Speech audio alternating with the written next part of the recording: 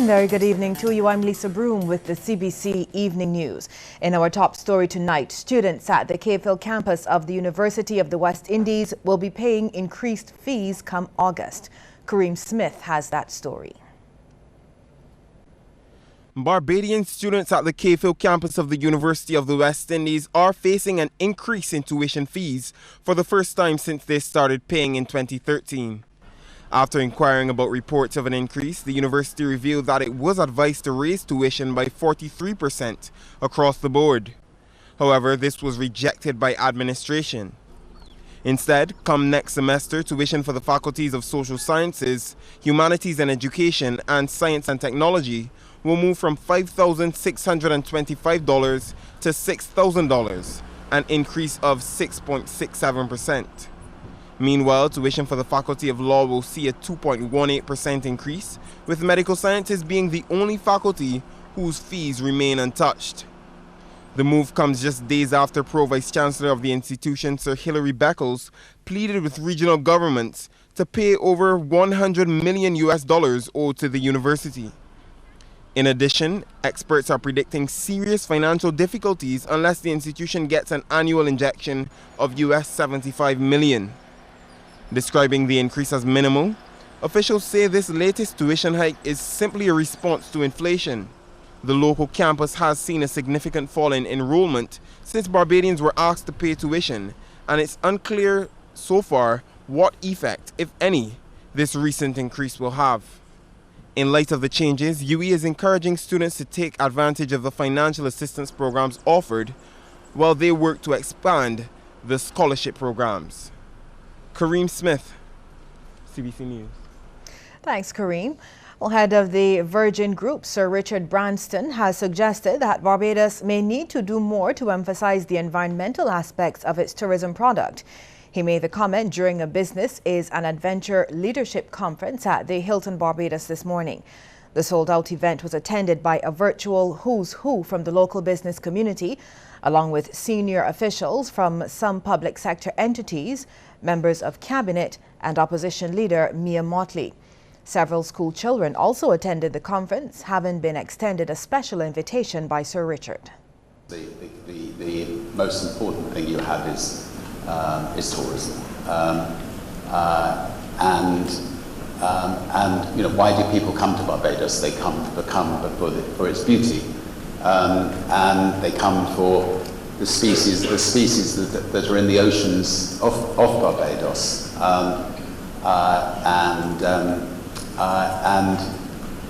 and so a much greater priority should be put on that. I mean, you know, we've got game reserves in Africa. The species there are on land, so you've got the lions, you've got the elephants, and so on. Sir Richard adds that special attention should be given to the marine environment in particular. Much more effort needs to be put into protecting the reefs, to protecting those species. In the British Virgin Islands, the government have banned the killing of sharks. So now, if you're swimming on a reef, you're likely to come across a reef shark or a nurse shark, and you know, it's one of those great moments. People can take pictures and go home and celebrate. You know, I don't know whether turtles are protected here, but they should be protected throughout the Caribbean. You know, the excitement people get when they see a leatherback turtle or a green turtle. Well, you can hear some more from Sir Richard later during the business report, so stay tuned for that. A government minister has spoken out against opposition politicians threatening civil servants who are not party supporters. Labour Minister Senator Dr. Esther Bayer-Suku says such behaviour is reprehensible and the country's public servants deserve better. She raised the issue in the Senate during debate to acquire land at Brighton St. George for housing purposes.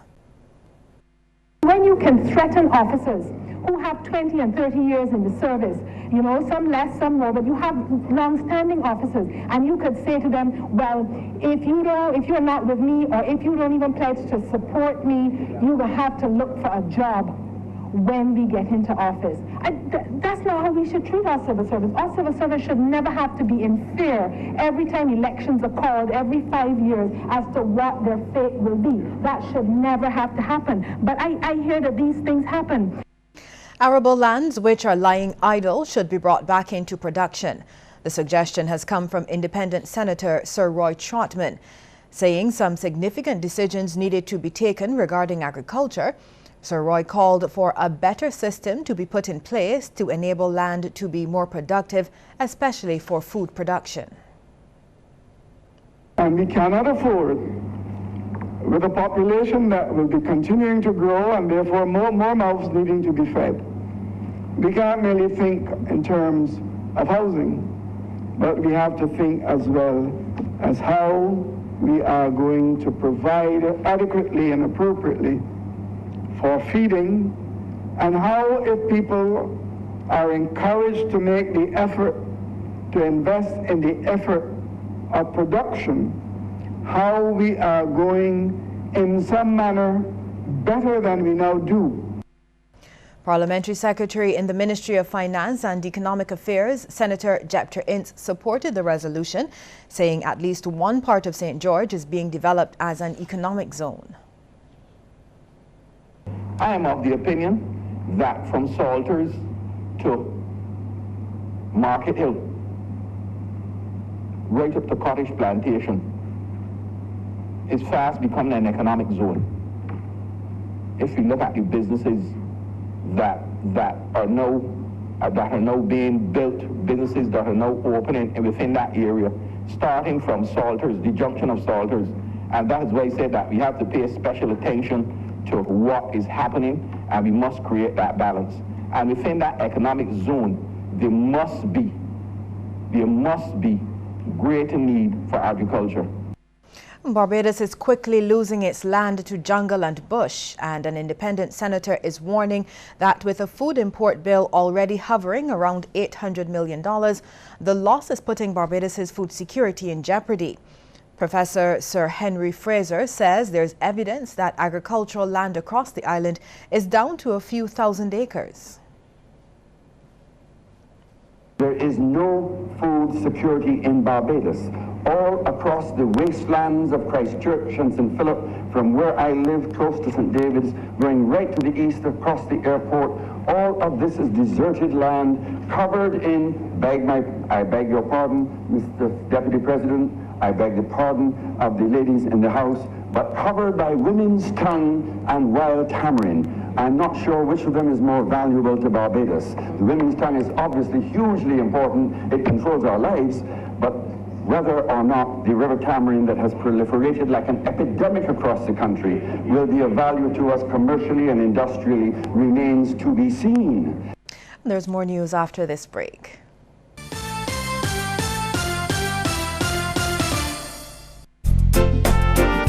Hello friends, this is Jeff Shepard inviting you to join us every Thursday from 6 to 7 on QFM for Nichols Bacon Inc. Manor. Always fresh. Which of the 7 dwarfs describes your wife in bed?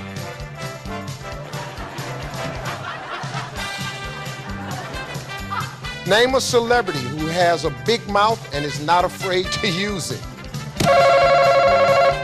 Daryl. Steve Harvey. Watch Family Feud at a new time, 6 p.m. weekdays on CBC TV 8. What's your rhythm?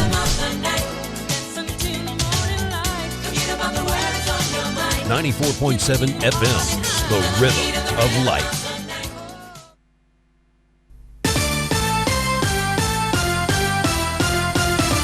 Members of the Democratic Labour Party are being asked to tell their friends, family and colleagues about the good things happening in Barbados. MP for St. Michael's South Central Richard Seeley, who's also the Minister of Tourism, says this can help to dispel negative rumours being circulated. He promises all will be revealed as the acting central bank governor gives the State of the Economy address next week Tuesday. You will hear falling unemployment. You will hear inflation is still under control. You will hear hear, of course, that the economy is growing, GDP, not double-digit growth, but it is growing. And you will hear that the foreign reserve situation is bouncing back. So I don't buy into it. Minister Seeley made the comments at the DLP's FACTS meeting. He says Barbadians only have to look around to see proof of a stable economy. How could an economy be in shambles? Businessmen are getting foreign exchange to do all of their routine transactions and more. You go into the supermarket, you can find 19 brands of bottled water, 17 brands of detergent, not a single empty shelf. You go into the gas station, you have more gas station attendants than cars. Where are the long lines? Where are the shortages? But we have to be wary of this. Barbadians are being advised to closely examine the principles on which the newly formed political parties stand before gravitating towards them. The suggestion comes from Labour Minister Senator Dr. Esther Bayasuku, noting the Democratic Labour Party has a strong philosophical grounding which has served the country well over the years. The senator suggests people think carefully about the positions adopted by the more recent parties. This notion, for example, that only business people should be allowed to run a country. I have a little concern with that because I do believe that, we are more than an economy. It's more than just about balancing the books and about ensuring that the economy is sound. But we have to ensure that, for example, our democratic, our social democratic agenda is continued. And I don't know that a party that is only about business people is going to see that. I believe there needs to be a balance. We talk about a gender balance. We need to see more of a balance where gender is concerned, but we also need to have a balance in terms of the perspective that people bring to the elections. More technical classes are coming up for students of one secondary school. Principal of the Grantley Adams Memorial School made the disclosure during the school's Founders Day service. Sharika Griffith tells us more. Students of the Grantley Adams Secondary School are expected to graduate with technical certificates that match the academic qualifications of their peers at sixth form schools. Principal Dennis Brown says to achieve this, the school has been upgrading its facilities and increasing the subject areas in which students can attain Caribbean vocational qualifications. Facilities auditing was done during the past year in the Home Economics Department for the introduction of CVQs in the disciplines of commercial food preparation, garment production, and agri-food processing.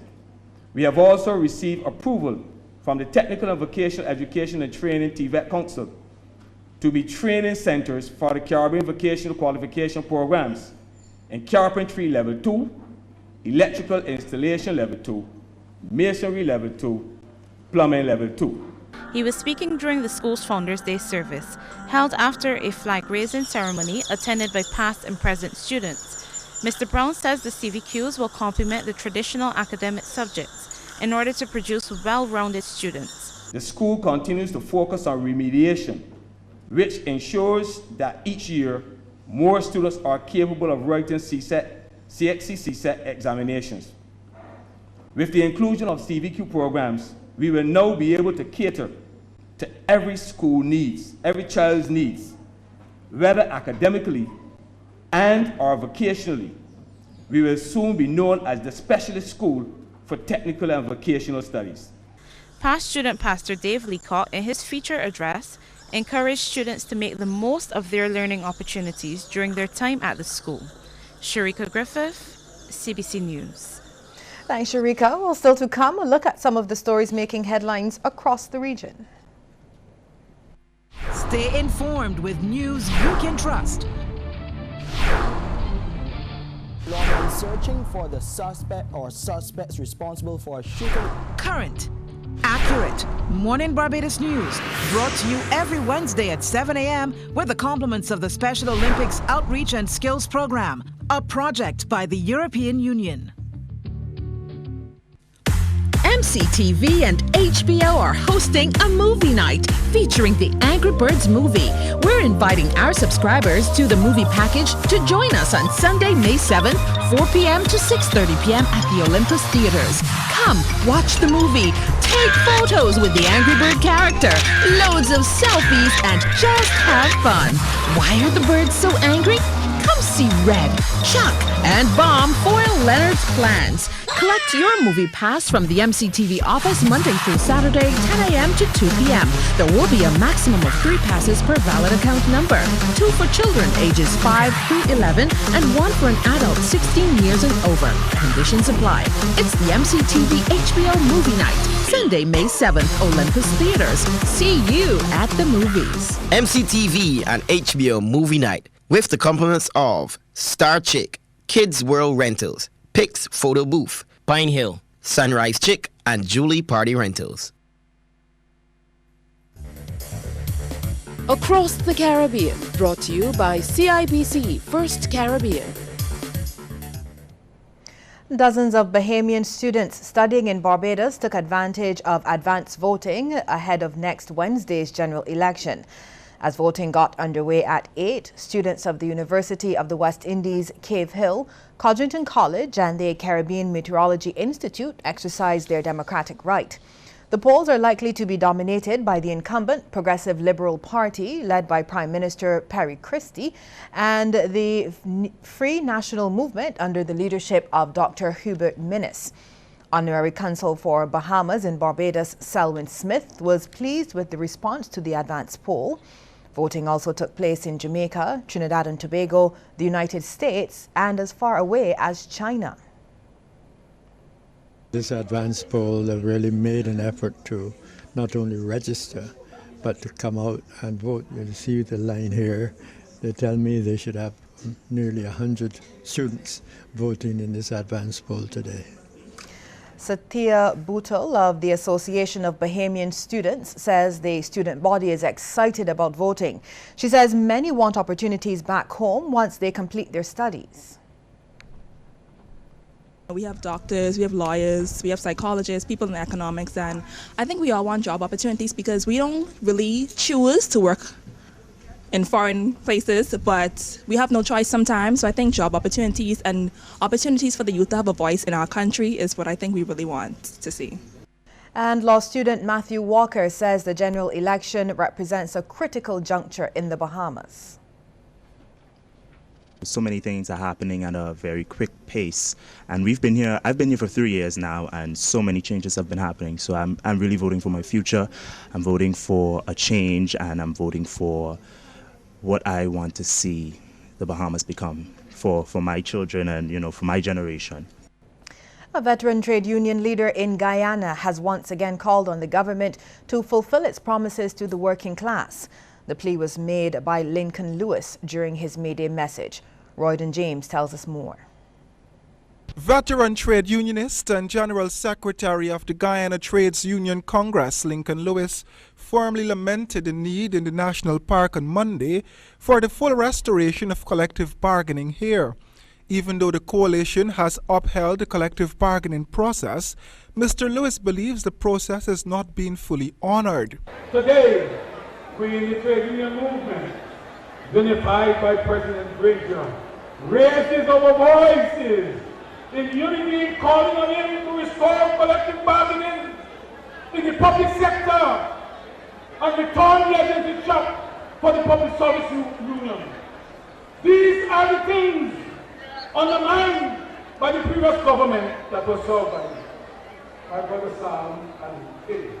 Lewis called on workers to remain watchful in the face of changing times. He implored the workers to not be afraid to press their demands, as he called on them to safeguard achievements made thus far. I want to tell you something. There's a right to struggle. Something that's telling, and this struggle is don't know. We have 50 years and you tell us, struggle is to be from the womb to the tomb. From the time you are conceived, your parents begin to struggle, and at what after time you take on battle, and you continue to struggle. So we shall struggle to come. Lewis observed that political operatives only stand firm with unions when they sit in opposition benches.